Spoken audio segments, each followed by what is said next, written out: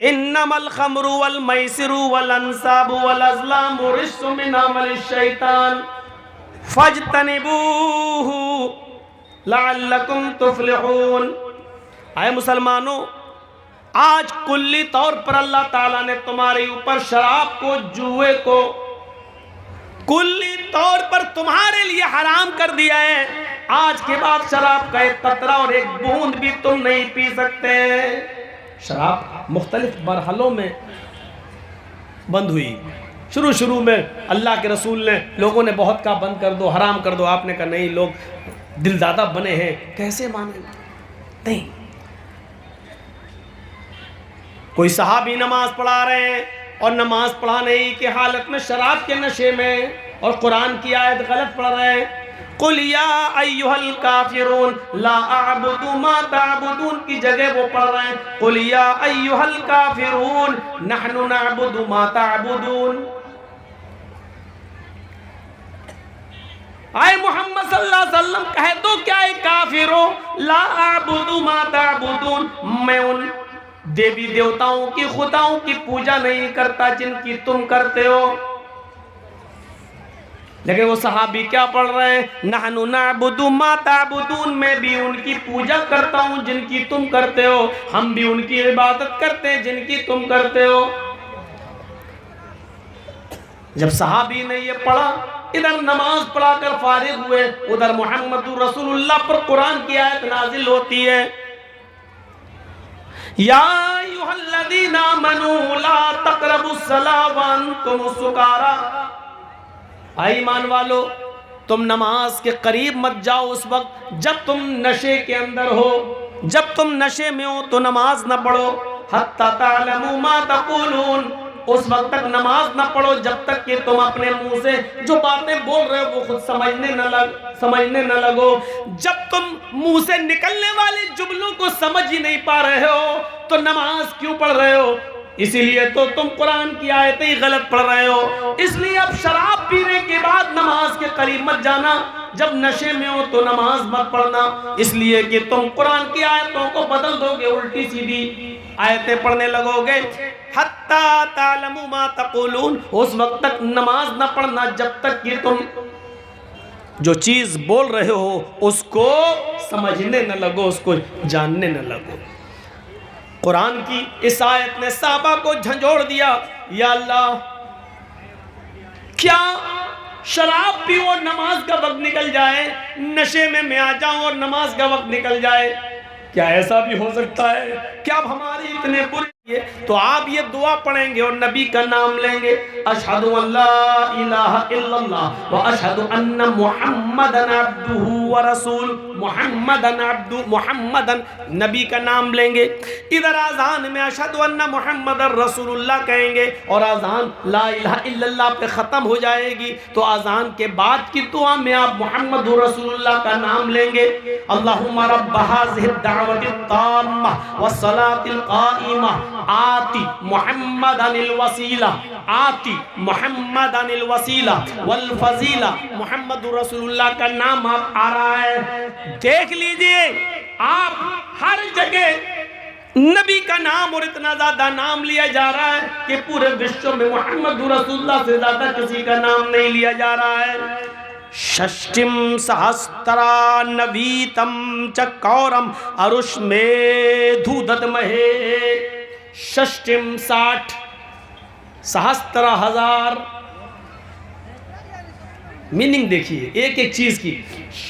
षष्टिम 60, सहस्त्र 1000, नवीतम 90, कौरम दुश्मन, अरुष्मेधु हिफाजत करेंगे, रक्षा करेंगे उसकी हम। षष्टिम सहस्त्र नवीतम चकौरम अरुष्मेधु ददमहे, हम उस कल्कि की, उस नराशंस की, उस मोहम्मद की 60,000 90 दुश्मनों से हिफाजत करेंगे। 60,000 90 दुश्मन किसके थे? ये किताब इनकी है और पढ़ रहे हैं हम। गौर कीजिए आप, तुम्हें बताने वाला तुम्हारा कोई नहीं मिला। 60,000 90 दुश्मन, जरा गौर कीजिए किसके थे? महाभारत की लड़ाई में देख लो कितने दुश्मन थे। जब रावण सीता का अपहरण करता है और श्रीलंका ले जाता है, उस वक्त जो युद्ध हुआ उसमें कितने लोग थे? एक एक चीज पर गौर कर लीजिए। और आइए हम दिखाते हैं 60,000 90 दुश्मन। जंगे खंदक में 10,000 काफिरों का लश्कर जो मोहम्मद रसूलुल्लाह को मारना चाहता था। और गिनते रहिएगा, 10,000 जंगे खंदक में, जंगे खैबर में 10,000 जो नबी अकरम को नुकसान पहुंचाना चाहते थे दुश्मन। कितने हुए? 10 खंदक में और 10 खैबर में, 20। 40,000 रूमियों का लश्कर जो मदीना में घुसकर मदीना की ईंट से ईंट बजाना चाहता था। और मोहम्मद रसूलुल्लाह 3,000 का लश्कर लेकर जब निकले तो आपने उनके दांत खट्टे कर दिए। ये 3,000 का लश्कर 40,000 रूमियों को भागने पर मजबूर कर देता है। 40,000 और उधर 20,000, कितने हुए? 60,000। ग़ज़वा तबूक में अल्लाह के रसूल सल्लल्लाहु अलैहि वसल्लम ने जिन लोगों को निकलने के लिए हुक्म दिया था, उनकी तादाद थी 80। वो यहूदी थे जो इस शर्त पर रह रहे थे मदीना में कि अगर हम पर हमला होगा तो मोहम्मद रसूलुल्लाह मदद करेंगे, और मोहम्मद रसूलुल्लाह पर हमला होगा तो हम यहूदी मदद करेंगे। उनकी तादाद कितनी थी? 80। और 13 वो मुनाफिक थे, 13 वो मुसलमान थे जो जंग में किसी न किसी बहाने के लिए, बहाने के तहत नहीं जा पाए ग़ज़वे तबूक में। तो 80 और 13 कितने हुए? 93। 80 और 13 93। लेकिन इन 93 लोगों में 80 तो यहूदी थे, इनसे तो कोई मतलब ही नहीं। 13 मुसलमान थे, लेकिन इनमें 10 लोग का झूठ पकड़ा गया जिनको माफ नहीं किया गया। 10 और 3 वो थे जिनकी तौबा अल्लाह रब्बुल आलमीन ने कबूल कर ली। उनमें काब इब्न मालिक रज़ी अल्लाह ताला अन्हु जैसी शख्सियतें शामिल हैं जो ग़ज़वा तबूक में शामिल नहीं हो सके, लेकिन अल्लाह के रसूल को सच सच बता दिया कि ये वजह थी। अल्लाह के नबी ने इनका बाइकाट किया, फिर उनसे कहा बीवी को छोड़ो, उन्होंने बीवी को भी घर भेज दिया। 50 दिन तक परेशान रहे। अल्लाह के नबी ने फिर कहा तुम मस्जिद भी नहीं आ सकते हो, उन्होंने मस्जिद में भी आना मना किया, लेकिन अपने घर से तौबा करते रहे, गिड़गिड़ाते रहे। और 50 दिन के बाद अल्लाह ताला ने कहा इन 3 लोगों की तौबा को अल्लाह ने कबूल कर लिया है, जाओ उनको मस्जिद में आने की इजाजत दो। तो 13 में 10 लोगों की तौबा कबूल नहीं हुई और 3 लोगों की तौबा कबूल हुई। तो 13 में से 3 निकाल देंगे जिनकी तौबा कबूल हुई, तो फिर कितने बचे? 10। और 80 मुनाफिक, 80 काफिर यहूदी, तो 80 और 10 90। 3 की तौबा कबूल हो गई, 3 को हटा दीजिए तो ये 90। और उधर कितने हो चुके थे? 60,000। 60,000 90, ये गिनती जो वेदों में बताई गई है, जो अथर्व वेद के अंदर बताई गई है, ये गिनती न महाभारत में फिट होती है न किसी और जंग में फिट होती है। ये गिनती टोटल के 60,000 90 शत्रु, 60,000 90 दुश्मन सिर्फ मोहम्मद रसूलुल्लाह सल्लल्लाहु अलैहि वसल्लम के थे, जिनसे अल्लाह रब्बुल आलमीन ने मोहम्मद रसूलुल्लाह की हिफाजत फरमाई। समझ में आ रहा ना? इससे ज्यादा स्पष्ट वेद का मंत्र आपको नहीं मिलेगा। षष्ठिं सहस्त्रा नवीतम चकौरम अरुष में धूदमहे।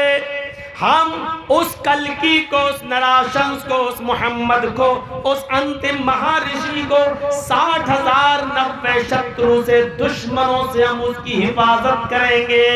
60,000 90 दुश्मनों से हम उसकी रक्षा करेंगे। ये गिनती किसकी थी? मोहम्मद रसूलुल्लाह की, दुश्मनों की।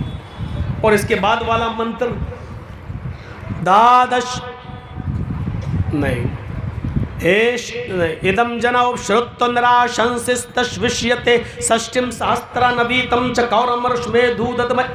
ओस्ट्रा, ये दूसरा मंत्र अथर्ववेद कांड 20 सूक्त नंबर 127 का मंत्र नंबर 1 हो चुका। मंत्र नंबर 2, ओस्ट्रा यस्य परवाहिड़ो बधू मंतो द्युदशा, वो रेगिस्तान में ऊंट की सवारी करेगा। पहली चीज, किस जमान कहां पैदा होगा? रेगिस्तान में। देखिए अरब रेगिस्तानी इलाका है, तो आखिरी नबी कहां आएगा? रेगिस्तान में। जिसको उठ के जाना हो वो अभी चला जाए, बाद में हम नहीं जाने देंगे, चाहे यहीं पेशाब करना पड़े। डिस्टर्ब मत करिएगा आगे से उठ के, जिसको जाना हो अभी निकल जाओ। ओस्ट्रायस परवाहिड़ो, वो रेगिस्तान के अंदर पैदा होगा और उसकी प्रिय सवारी, उसकी प्यारी सवारी ऊँटनी होगी। अरब के अंदर प्यारी सवारी क्या थी उस जमाने में? ऊँटनी।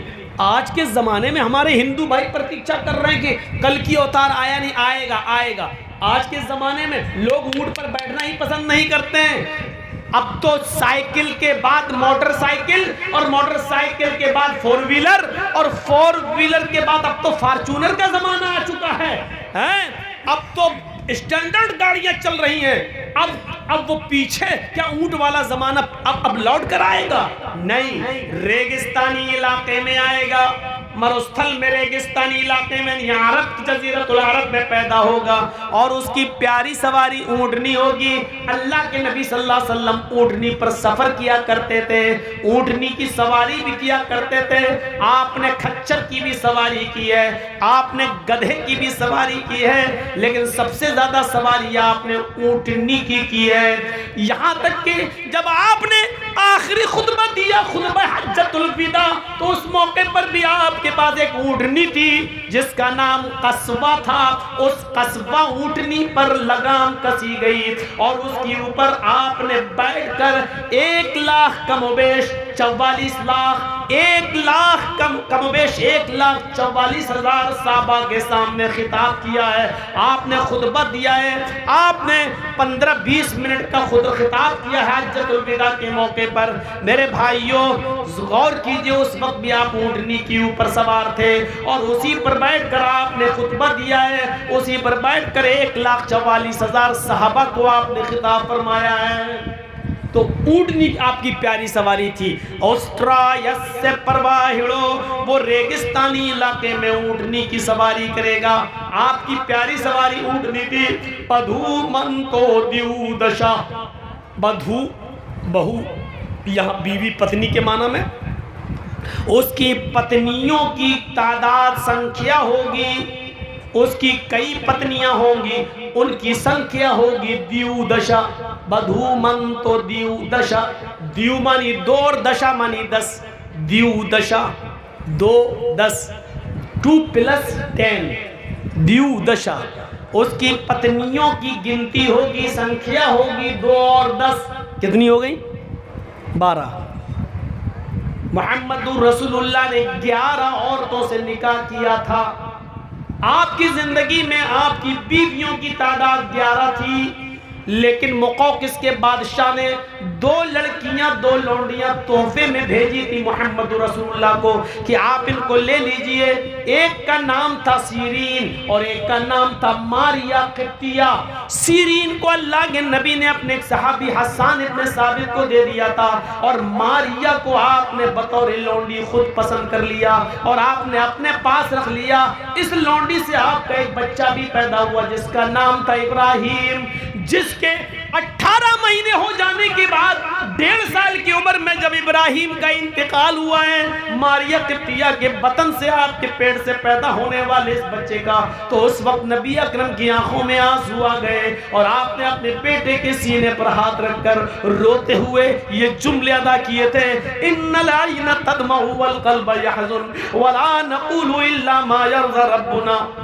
व इन्ना बिफिराक़िका लमहज़ूनून या इब्राहीम, आ इब्राहीम तेरे इंतकाल से, तेरी जुदाई से मेरी आंखें अश्कबार हो गई हैं, मेरी आंखों में आंसू हैं। वल क़ल्ब यहज़ुन, और मेरा दिल गमगीन है। वला नक़ूलु इल्ला मा यरज़ा रब्बुना, लेकिन हम ऐसे जुमले अदा नहीं करेंगे जिससे मेरा रब नाराज़ हो जाए। हम अपनी ज़बान से ऐसे जुमले अदा नहीं करेंगे जिससे मेरा मौला, मेरा परवरदिगार नाराज़ हो जाए। व इन्ना बिफिराक़िका लमहज़ूनून, हाँ हम तुम्हारी जुदाई से, हम तुम्हारी जुदाई से, हम तुम्हारे इंतकाल से गमगीन ज़रूर है, परेशान ज़रूर हैं, लेकिन हर हाल में अल्लाह का शुक्र अदा करेंगे। हम ऐसे जुमले, ऐसे वर्ड यूज़ नहीं करेंगे जिससे हमारा अल्लाह नाराज़ हो जाए। तो बताने का मकसद ये है मेरे भाइयों कि 11 बीवी और एक लौंडी, 12 बीवियां वाला अगर दुनिया में कोई मिलेगा तो सिर्फ एक ही नबी है। इब्राहीम अलैहिस्सलाम की 2 बीवी हाजरा और सारा का जिक्र मिलता है। दाऊद अलैहिस्सलाम की 1000 बीवियों का जिक्र मिलता है। सुलेमान अलैहिस्सलाम की 99 बीवियों का जिक्र मिलता है। रामचंद्र जी की एक ही पत्नी सीता का जिक्र मिलता है। राम के पिता राजा दशरथ की 3 पत्नियों का जिक्र मिलता है। ईसा अलैहिस्सलाम की एक भी बीवी का जिक्र नहीं मिलता है। अल-गर्ज़, कहने का मकसद ये, किसी के पास 3 हैं, किसी के पास 2 हैं, किसी के पास 1000 हैं, किसी के पास सिर्फ 99 रही हैं, किसी के पास सिर्फ एक ही है और किसी के पास एक भी नहीं है। लेकिन आखिरी नबी के पास कितनी पत्नियां होंगी, ये गिनती और ये संख्या बता रहा है अथर्ववेद कि वो 12 बीवी जिसके पास होंगी वो अंतिम ऋषि होगा। 12 पत्नियों की देख रेख जो करेगा और जिसकी जेरे निगरानी 12 पत्नियां होंगी, जिसका निरीक्षण जो कर रहा होगा वो आखिरी नबी होगा। तब आखिरी नबी के पास 12 बीवी होंगी, तो 12 बीवियों वाला जब आखिरी नबी होगा तो वो नबी हमारे पास है और हम आपको दे रहे हैं, आप लेने से इनकार कर रहे हैं। 12 बीवियां अगर किसी के पास थीं तो वो हस्ती थी मोहम्मदुर रसूलुल्लाह सल्लल्लाहु अलैहि वसल्लम।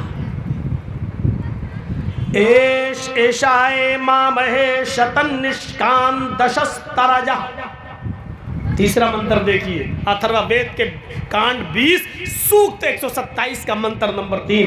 एश एशाए मामहे, ईश्वर देगा मामह मोहम्मद को, ईश्वर देगा मामह ऋषि को यानी मोहम्मद को, शतन निष्कान, शत मानी 100, निष्कान मानी सिक्के, 100 सोने के सिक्के ईश्वर अल्लाह देगा मामा को, मोहम्मद को 100 सोने के सिक्के।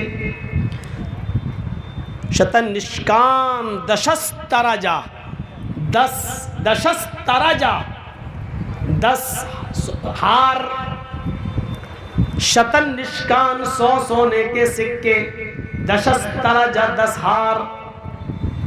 त्रीणी शतान्य वर्तान, त्रीणी 3 शत 100, त्रीणी शतान्य, त्रीणी शत 300 वर्तान घोड़े, 300 घोड़े, दशस्तरज और सहस्त्रा 10 गौनामा, सहस्त्रा मानी 1000, 10 मानी 10, सहस्त्रा 10,000 गौ गाय। अब तर्जमा सुनिए पूरे मंत्र का। ईश्वर मामा ऋषि को मोहम्मद को 100 सोने के सिक्के देगा, 10 हार देगा, 300 घोड़े देगा और 10,000 गाय देगा। मोहम्मद रसूलुल्लाह के पास तो 100 सोने के सिक्के नहीं थे, 10 हार भी नहीं थे, 300 घोड़े भी नहीं थे, 10,000 गाय भी नहीं थी, कोई एक चीज नहीं थी। लेकिन यहां पर्यायवाची शब्द यूज हुआ है। मुराद 100 सोने के सिक्के देगा। सोना इतना कीमती होता है कि लोग उसको हिफाजत से रखते हैं। हमारी बीवी सोना हिफाजत से रखती है, आपकी बीवी सोना हिफाजत से रखती है, लेकिन आपका बच्चा नीट पास नहीं कर सका, लेकिन प्राइवेट मेडिकल में उसका एडमिशन होना है, लेकिन वहां 50 लाख रुपए लग रहे हैं। ऐसे मौके पर आपकी माँ, आपकी बीवी 50 लाख रुपए का सोना बेच देगी और अपने बच्चे की पढ़ाई के लिए वो पैसा वहां लगा देगी। यानी सोने से भी ज्यादा कीमती चीज इल्म है। इल्म के लिए सोना बेचा जा सकता है, अल्लाह मोहम्मद को 100 सोने के सिक्के देगा, यानी ऐसे 100 सहाबा देगा जो बड़े कीमती होंगे, इल्म हासिल करने वाले होंगे, यानी असहाबे सुफ़ा, जिनको अल्लाह के नबी मस्जिद नबी के बाहर चबूतरे पर पढ़ाया करते थे। और इन 100 सहाबा में से 70 सहाबा को, 70 कुर्रा को तबलीग के लिए आपने भेजा था किसी काफिर की बस्ती में, उन लोगों की दावत पर, लेकिन उन लोगों ने धोखा देकर बुलाया और पहाड़ी के दामन में छिपे थे। जब ये 70 सहाबा उस पहाड़ी के पास से गुजर रहे थे, इन 70 सहाबा को शहीद कर दिया गया, इनको कत्ल कर दिया गया। इन 70 सहाबा जिनको बड़ी मेहनत से पढ़ाया था, जिनको कुरान का इल्म अल्लाह के नबी ने दिया था और सिखाया था, जब आपको पता चलता है कि 70 सहाबा शहीद कर दिए गए, तो अल्लाह के रसूल को इसका सदमा इतना ज़्यादा हुआ कि अल्लाह के नबी सल्लल्लाहु अलैहि वसल्लम ने मुस्तकिल 1 महीने तक आपने नमाजों के अंदर कुनूते नाज़िला पढ़ी, फजर में भी, ज़ुहर में भी, असर में भी, मगरिब में भी, इशा में भी, रुकू के बाद हाथ उठाकर कुनूते नाज़िला पढ़ी। और इन 70 सहाबा को शहीद करने वाले काफिरों के लिए उसमें बद्दुआया जुमले अदा किए, शत्तिद शमलहुम दम्मिर दियारहुम फर्रिक जमाअहुम जैसे जुमले इस कुनूते नाज़िला में इस्तेमाल किए गए कि अल्लाह इनके दिलों में कदूरत पैदा कर दे, इनके दिलों को तोड़ दे, अल्लाह इनको बर्बाद कर दे, अल्लाह इनको तहस नहस कर दे, अल्लाह इनकी जमातों में तफरीक और इख्तिलाफ पैदा करके इनको मिटा दे, जिन्होंने हमारे 70 सहाबा को मिटाया। 1 नहीं, 2 नमाजों में नहीं, 5 नमाजों में नहीं, 1 दिन नहीं, 2 दिन नहीं, बल्कि पूरा 1 महीने तक अल्लाह के रसूल ने इन 70 सहाबा को बद्दुआ, मारने वाले और शहीद करने वालों को अल्लाह के रसूल ने बद्दुआ दी है, और नमाजों के बाद कुनूते नाज़िला में बद्दुआ दी है और उनकी बर्बादी की दुआ की है अल्लाह के नबी सल्लल्लाहु अलैहि वसल्लम ने। इससे पता चलता है कि एक इल्म वाले इंसान को मारना, उसको कत्ल करना कितना बड़ा जुर्म है कि अल्लाह के रसूल ने कभी किसी के लिए बद्दुआ न की हो, लेकिन आलिम को कत्ल किया। उन 70 सहाबा जो कुर्रा थे, जिनका लक़ब कुर्रा था, जिनको कारी कहा जाता था, जब उनको कत्ल किया गया तो अल्लाह के रसूल ने 1 महीने तक उनके लिए बद्दुआ की। इन मदरसों के पढ़ने वाले बच्चों की कद्र करो, पढ़ाने वाले मदरसे में असातिज़ा की कद्र करो। कितना बुरा लगता है जब किसी मस्जिद या मदरसे का सेक्रेटरी जब एक ऐलान निकालता है कि हमारे मदरसे में एक आलिम की ज़रूरत है, बासलाहियत आलिम हो, 4वीं 5वीं जमात तक, 6ठी जमात तक पढ़ा लेता हो, और उसकी तनख्वाह हस्ब इस्तिताअत दी जाएगी, उसकी सलाहियत के एतबार से दी जाएगी। 5,000 से लेकर 12,000 रुपये तक उसकी तनख्वाह होगी। ज़रा तसव्वुर कीजिए, एक आलिम की हस्ब लियाकत, हस्ब इस्तिताअत, हस्ब काबिलियत तनख्वाह का मायार ये है कि वो 12,000 से ज़्यादा नहीं पा सकता है, 5,000 भी पा सकता है, 6,000 भी पा सकता है, लेकिन 12,000 से ऊपर नहीं। यानी जो बहुत काबिल हो उसकी तनख्वाह 12,000 पे आके टिक जाती है। मेरे भाइयों, अगर ये आलिम मस्जिद के मिंबर पे खड़े होकर अगर ये दुआ दे दे और कहे कि अल्लाह जितनी तनख्वाह मेरी है उतनी तनख्वाह इस मस्जिद के मुतवल्ली, उतनी इनकम इस मस्जिद के मुतवल्ली की कर दे, तो आपके मुंह से आमीन नहीं निकलेगी। अगर वो ये दुआ करने लगे कि मस्जिद के मिंबर पर की जितनी तनख्वाह मेरी 1 महीने की अल्लाह उतनी इनकम इस गांव के प्रधान की कर दे, तो आमीन नहीं निकलेगी आपके मुंह से, क्योंकि आप जानते हैं कि 5,000 में, 6,000 में कुछ नहीं होगा, 12,000 में कुछ नहीं होगा। इससे ज़्यादा का तो पेट्रोल 1 महीने में आप अपनी गाड़ी का फूंक डालते होंगे, फिर भी ये बेचारे मदरसों में पढ़ा रहे हैं। इनकी कद्र करो कि अल्लाह रब्बुल आलमीन इनके पैसों में कैसी बरकत दे रहा है। मेरे भाइयों, तसव्वुर करो, हम लोगों से जाकर पूछो हालात करवट लिए। आज यहां शपथ ली जा रही थी और उधर यूपी के मदरसे पर, बहराइच के अंदर एक मदरसे पर बुलडोजर चलाया जा रहा था। हम उत्तर प्रदेश वालों से पूछो मेरे प्यारे साथियों, किन हालात से अब हमको गुजरना होगा। मेरे भाइयों जरा तसव्वुर कीजिए, यहां शपथ ली जा रही है, वहां एक मदरसे पर बुलडोजर चल रहा है। ये आज की बात बता रहा हूं, आज की। कहां हैं आप? छोड़ दीजिए आप सपना देखना कि अब कोई धर्मनिरपेक्ष और सेकुलर पार्टी इख्तियार में आएगी। छोड़ दीजिए अब इसका सपना देखना। वो एक जगह है, आपके लिए कोई बेहतर है ही नहीं। और इलेक्शन के मौके पर भी हम एक होना जानते नहीं। हमें उस वक्त भी ये दिखाई देता है कि हमारी आवाज कौन उठा रहा है। अपनी बका और सालमियत की फिक्र करो, ये तो छोड़ दो कि हमारी आवाज कौन उठा रहा है। इस वक्त ये देखो कि हमारा वजूद भी बाकी रहेगा या नहीं रहेगा। इस बारे में आप सोचने की फिक्र कीजिए। आप कहां पड़े हैं हम? छोड़ दीजिए ये सपना देखना कि अब कोई धर्मनिरपेक्ष सरकार आएगी। 2024 का बिगुल बजा दिया गया है कश्मीर फाइल की शक्ल में पेश करके। जहर भर दिया गया है रगों में। अब ये कौम महंगाई बर्दाश्त कर लेगी, सिलेंडर कितना ही महंगा हो जाए बर्दाश्त कर लेगी, पेट्रोल कितना भी महंगा हो जाए बर्दाश्त करेगी, दाल चावल तेल हल्दी और मिर्च और मसाला कितना भी महंगा हो जाए, अब ये सब बर्दाश्त कर लेगी। लेकिन अब हमें देखना बर्दाश्त नहीं करेगी, क्योंकि ये जहर भर दिया गया है और इसी जहर के भरने का काम किया गया है। सन 1982 के अंदर जो सबसे बड़ा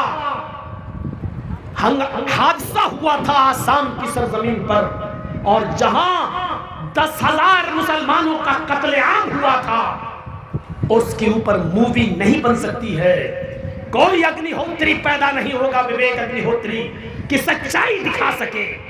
गुजरात के दंगों में कितने मुसलमान मारे गए, कोई विवेक अग्निहोत्री पैदा नहीं होगा जो इस पर फिल्म बना सके और बता सके कि इसका असली जिम्मेदार कौन है और मास्टरमाइंड कौन है। ये पैदा नहीं होगा, नहीं होगा, कोई पैदा नहीं होगा। और अगर ऐसी फिल्म बनाई भी गई तो सेंसर बोर्ड उसको पास नहीं करेगा।